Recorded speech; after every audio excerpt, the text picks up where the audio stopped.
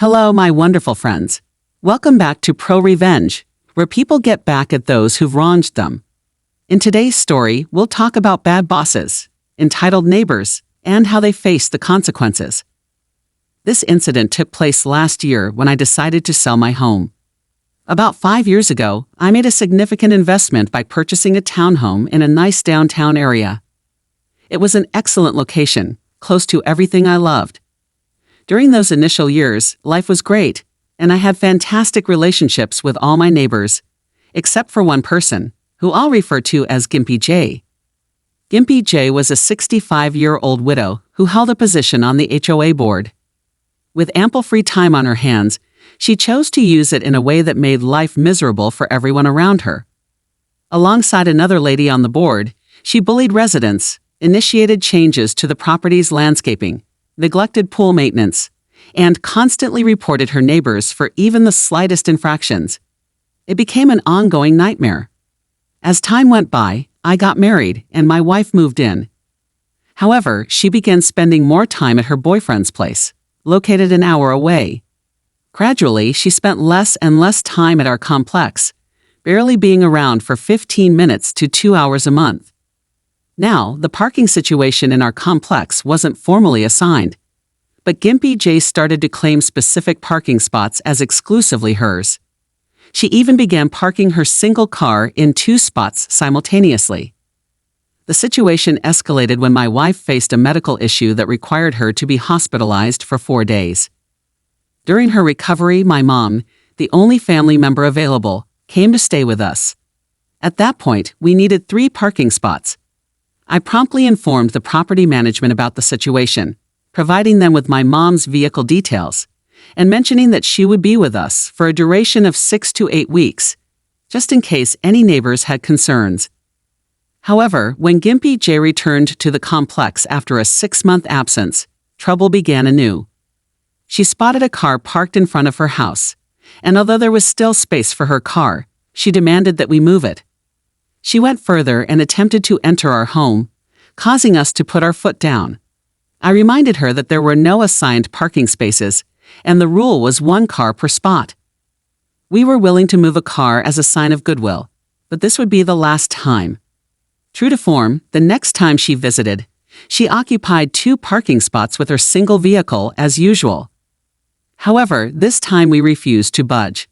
In response, we began documenting her erratic behavior by taking pictures and communicating with the HOA about the ongoing issue. The situation took a dangerous turn when Gimpy J's boyfriend's son and his girlfriend showed up one day, yelling insults and creating a chaotic scene. This rude and intoxicated individual berated us, claiming that his mother-in-law paid a considerable amount for these parking spots, and we were breaking the rules. He even threatened to tow my wife's car. However, this unruly behavior didn't go unnoticed by the police, who were promptly called to the scene. When the officers arrived, they quickly realized that the situation had gotten out of hand due to the aggressive actions of these individuals who didn't even reside in our complex. They imposed a no trespass order on our property, ensuring that Gimpy J couldn't come near our home without facing arrest. Finally, peace seemed possible. But the drama didn't end there. A couple of days later, Gimpy J and her boyfriend decided to park his car in our lot, making it clear that it was hers. However, neither of them had a valid reason to park there, and this time, we reported the unauthorized vehicle to the HOA. As a result, the car was towed away, marking the end of their parking drama. Additionally, Gimpy J chose to put her house up for sale. This decision seemed to signal that her involvement in the complex was coming to an end, providing us with the hope of finally enjoying a peaceful living environment. In conclusion, this incident took us through a roller coaster of events, but ultimately, we were relieved to have put an end to the unreasonable behavior of our entitled neighbor. The lesson learned here was that no one should feel unsafe or harassed in their own neighborhood, especially by individuals who barely resided in the community. Another interesting story is here for you guys. Once upon a time, there was a person who noticed something interesting about the stories they read online. They found that some stories were missing important details, making them a bit confusing. It's like when someone says they got back at someone for doing something bad, but they don't explain how it happened. These stories left a lot of questions unanswered, and that made them wonder if they should trust these stories or not. Now, let's dive deeper into this idea. Imagine you're reading a story and it goes something like this. I got back at my friend for being mean, and now their life is terrible. They lost their job, their house, and all their friends. They're probably miserable. Sounds interesting, right? But there's a problem. The story doesn't tell you how this person got revenge or why their friend deserved it. It leaves out important information that would make the story make sense. These kinds of stories can be frustrating because they don't give us the whole picture. So, what should we do when we come across stories like these? Should we trust them even though they're missing important details, or should we ask for more information? It's a tough question. Now, let's switch gears and explore a real-life story from when I was 36 years old. To protect everyone's privacy, I'll use different names for the people involved. Here's what happened. I was married to a woman named Rebecca. Our love story began when we were in college. We fell in love at 17, and our love lasted for a long time. Eventually, we got married when I was 25, and she was 23. Like any marriage, we had our ups and downs, but we were determined to make it work. I was pursuing a career in medicine, and Rebecca was an accountant. Our different career paths sometimes caused misunderstandings, but we managed to get through them. In 2016, Rebecca joined a company where one of my college friends, James, also worked. I thought it was great because they were both my friends. But over time, things started to change. Rebecca began complaining about many things. She didn't like where we lived, had problems with my actions, and even stopped enjoying the meals I cooked, even though she used to love them. Our arguments became more frequent, and she started calling me hurtful names, like worthless. On top of that, she started earning more money than me, and it seemed to bother her. Things took a turn for the worse when Rebecca and James started spending more time together with our mutual friends. I began to sense that something was wrong. In 2017, our marriage reached a breaking point. Our intimacy faded, and I sensed that something was terribly wrong. I became paranoid and tried to discuss our issues, but she avoided the conversation. One day, I went to a pub with some friends, including Saladin, one of my closest buddies. There, I saw a woman who looked exactly like Rebecca dancing with a man. Initially, I didn't think much of it since they were both with their colleagues. But it bothered me, so I texted Rebecca to ask where she was. She lied, claiming she was already home, which raised suspicions. When she eventually returned home, I questioned her about James. Her reaction was strange, as if she had seen a ghost. It became evident that something was going on. So when she wasn't around, I decided to check her phone. To my dismay, I discovered hundreds of texts between her and James, including explicit messages, photos, and degrading comments. This discovery shattered me because we had promised to be open and honest with each other about our feelings. She had broken that promise and even confessed to James about the excitement she felt during that night at the pub. I was devastated, and it became clear that our relationship was irreparably damaged. I could no longer look at her the same way. I confronted her about the affair, but she denied it and accused me of being abusive and insane. She told our friends that I was the one in the wrong. One day, they created a group chat to gang up on me and make fun of me. It was a painful experience, and I felt isolated. When she finally returned home, she confessed that she was in love with James and wanted a divorce. Our relationship had crumbled, and I felt utterly betrayed. I decided to consult a lawyer, but our country's laws didn't consider infidelity as grounds for divorce, making my legal situation difficult. So that's my story, a tale of heartbreak and challenges in my marriage. As we explored how some stories can be frustrating when they leave out important details, we also delved into a real-life story of a marriage facing difficulties and betrayal. So, after the divorce, my life took a downward spiral. Rebecca got half of everything we had, which was hard for me, but she didn't stop there. She filed a complaint against me, which could lead to even more trouble for me.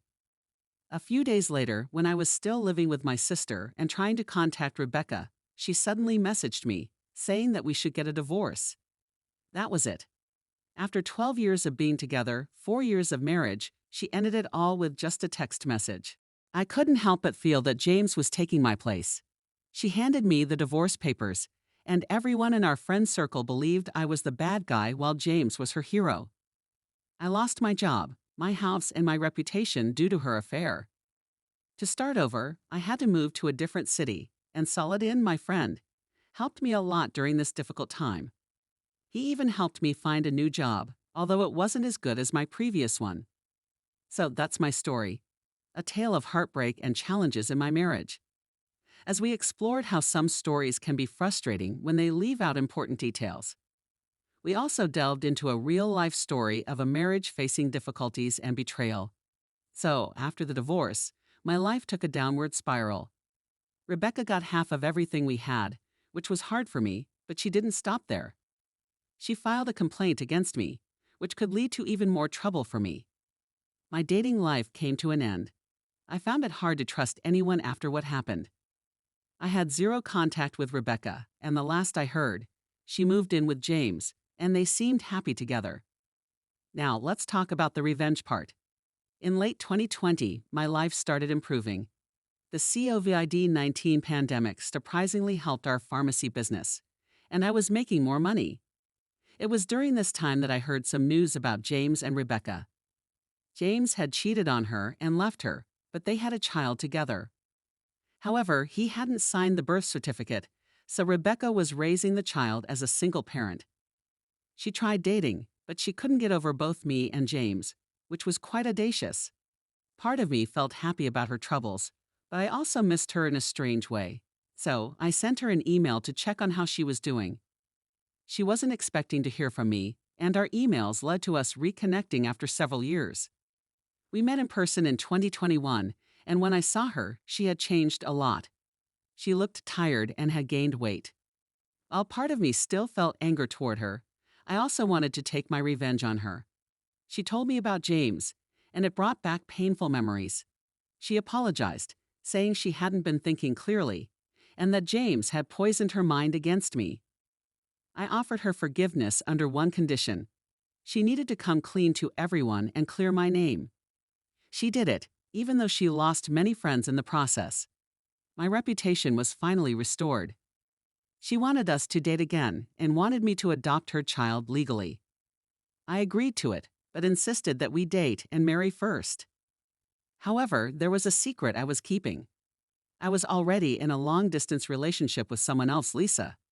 We were dating, even though we were miles apart. I kept this relationship hidden from Rebecca, pretending I needed to travel for business. My plan was to lead Rebecca on and then break her heart, just as she had done to me. We got intimate, but I always used protection. Rebecca seemed to think she had found love again, and she was noticeably happier with me. She would do things for me like she used to when we were married. But deep down, I wasn't sure if taking revenge on her was the right thing to do. It might have traumatized her for a long time. Still, she didn't think about my feelings when she cheated on me and left our marriage in ruins. As Rebecca's birthday approached in October, and with lockdown restrictions eased, Lisa, who was in on my plan, was in my city. For Rebecca's birthday gift, I took her ring shopping. She was overjoyed with the ring she chose. Later that night, she came to me in tears, genuinely remorseful for hurting me. However, I felt nothing for her except indifference. Lisa, who was Saladin's cousin, was waiting for us at our favorite spot from when we were married, a beautiful natural place. I introduced Lisa as my girlfriend to Rebecca, and that's when everything took an unexpected turn. Rebecca went pale and asked me what Lisa meant to me and what she was to me. What will happen next? Stay tuned to find out more in the story. So, I introduced Lisa to Rebecca as my ex-wife and a friend with benefits, FWE. Right then and there, I proposed to Lisa with the same ring that had meant so much to Rebecca. Rebecca was furious and started yelling. I asked her how she could possibly expect us to work things out when she had completely destroyed our relationship. I made it clear that I would never date a person like her again. She kept asking if what we had meant nothing to me, and I firmly told her no. I explained that being intimate with her was a way for me to cope with the pain she had caused me. It was a way to release the hurt and anger she had inflicted on me. Lisa was holding me back, but she could see that Rebecca was hurting too. I told Rebecca that she needed to leave. Rebecca, who had previously accused me of cheating and being an awful person, was now exposed for her own wrongdoings. This time, I took some pride in the fact that everyone could see the kind of person she truly was. She had cheated on me and made me pay a high price by falsely accusing me of abuse. Now, she wanted me to raise her child and date her. It was just too much to bear. The last time we connected was in December of last year. She wrote me a letter expressing how sorry she was and how she couldn't imagine putting me through the pain she had caused. She hoped that I would find a better life. As for me, Lisa and I eventually stopped dating because we had our differences. I'd like to make an edit here. Some people have been saying that I'm worse than my ex. But please, for the love of God, can you point out how I'm worse than her? She cheated on me, causing me to lose my home, my job, my image, my reputation, and my friends. I was labeled an abuser because of her false accusations. I gave her a taste of her own medicine by hurting someone else, but now I'm worse than her. I don't want judgment. I'm just sharing my revenge stories. I may have emotionally scarred her, but that's exactly what she did to me.